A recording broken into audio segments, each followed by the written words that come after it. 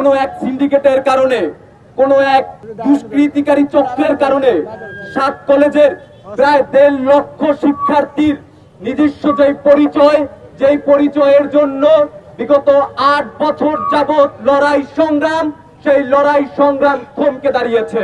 তারা মুখে মুখে বলছে ঐতিহ্য নিজস্বতা, কিন্তু লোক দুঃখের সহিত লক্ষ্য করতেছি আমরা যে নিজস্বতার জন্য বিগত 8 বছর যাবৎ আমাদের সিনিয়রদের থেকে অনুপ্রেরণা নিয়ে কিউব হোল্ডিংস এর গল্পে সেই রেখাটি আঁকা হয়েছিল আজ থেকে 1 যুগ আগে। কেবল কাগজে নয়, স্বপ্নের মাটির উপর। শব্দ নয়, কেবল নকশাই আমাদের ভাষা। Cube holdings limited. এখন পর্যন্ত আমরা যে লড়াই সংগ্রাম চালিয়ে যাচ্ছি তার যেই বাস্তবায়িত যেই রূপ, ঢাকা সেন্ট্রাল ইউনিভার্সিটি, সেই সেন্ট্রাল ইউনিভার্সিটির অধ্যাদেশ জারিতে বিভিন্নভাবে বাধা হয়ে দাঁড়িয়েছে।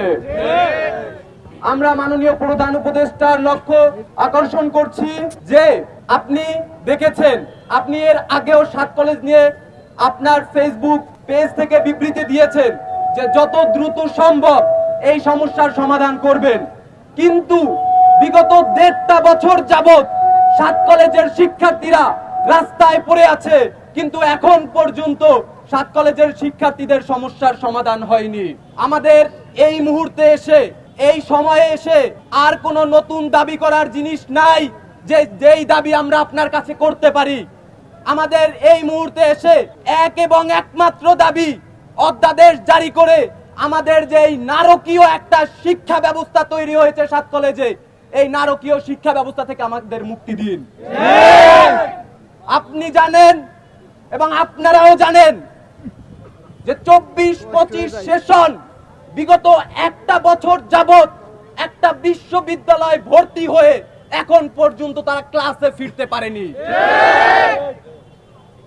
25-26 সেশনের ভর্তি পরীক্ষার সময় চলে এসেছে, ভর্তি পরীক্ষা চলছে বিভিন্ন বিশ্ববিদ্যালয়ে, কিন্তু দুঃখের সহিত আমরা লক্ষ্য করছি, আমরা অনুভব করছি যে 24-25 সেশনের শিক্ষার্থীরা আমার ক্যাম্পাসে ঘুরছে, কিন্তু ক্লাসরুমে ফিরতে পারছে না। মাননীয় প্রধান উপদেষ্টার লক্ষ্য আকর্ষণ করছি যে যত দ্রুত সম্ভব আপনি নিজ দায়িত্বে, আপনার নিজের মাধ্যমে, আপনার সদয় দৃষ্টিতে আমাদের নিয়ে অধ্যাদেশ জারি করে আমাদের এই রাজপথ থেকে ক্লাসরুমে ফেরত নেওয়ার সুযোগ করে দিন। এবং যতক্ষণে এই অধ্যাদেশ জারি না হবে ততক্ষণে আমরা এই রাজপথ থেকে ক্লাসরুমে ফিরবো না।